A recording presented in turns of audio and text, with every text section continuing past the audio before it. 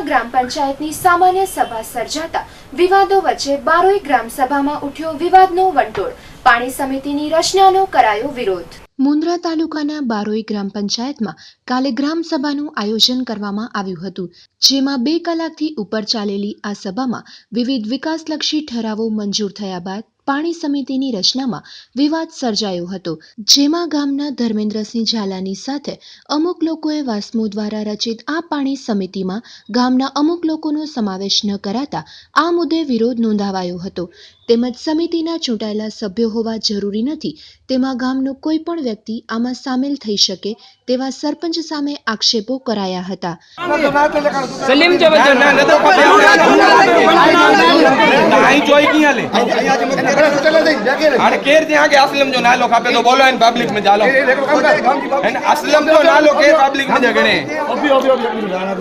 समिति में सूत्र लेकर मारू के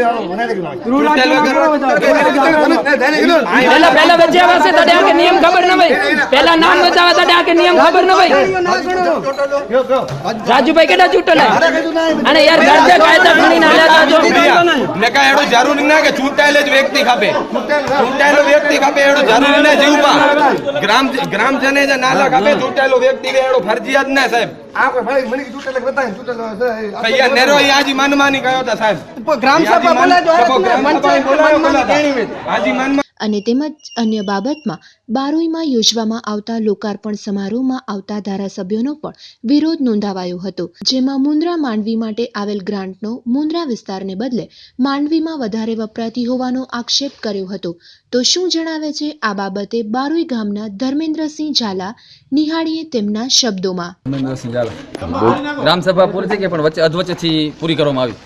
જે કંઈ સરપંચ અધ્યક્ષ સ્થાનેથી જે કંઈ રચના હતી બધી રચના બરોબર હતી। એક પાણી સમિતિનો ખાલી વિરોધ હતો અને પાણી સમિતિમાં એવું હતું કે જે મનમાની પ્રમાણે પાણી સમિતિ રચવા માંગતા હતા એનો ગ્રામજનોએ વિરોધ કર્યો, એના હિસાબે ગ્રામ સભા રદ કરવામાં આવી। કોણ મનમાની કરતા હતા?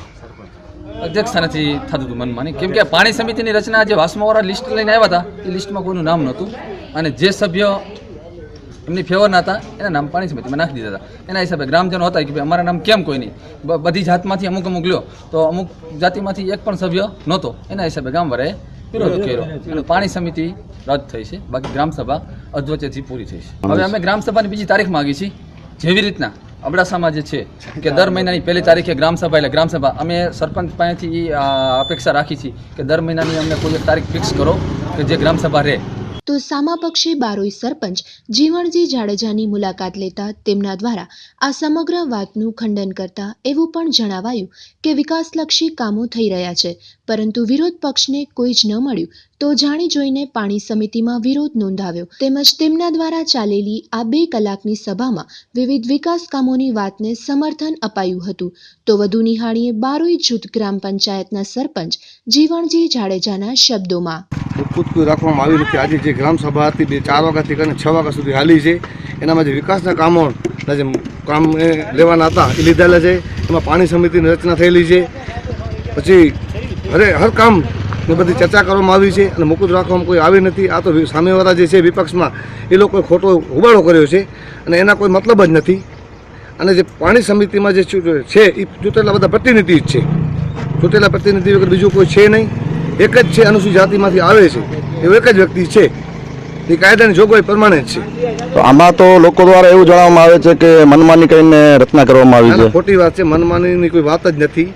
જો મનમાની કરી હોય એવું હોય તો 2 કલાક ગ્રામસભા ના હાલે અને હર એક મુદ્દાની ચર્ચા થયેલી છે, એનો વાંચન થયેલો છે, એની બાલી લીધેલી છે, છતાંય આ લોકોને પાણી કોઈ વસ્તુમાં ફોલ્ટ ન મળ્યો ત્યારે પાણી સમિતિમાં બીજો માણસ, ગામનો માણસ કે આને સમિતિમાં રાખો ને ચૂંટેલા પ્રતિનિધિને સાઈડમાં રાખો, આ એક વિપક્ષની ભૂમિકા હતી। વિપક્ષ એનું કામ કરે, આપણે આપણું કામ કરીએ।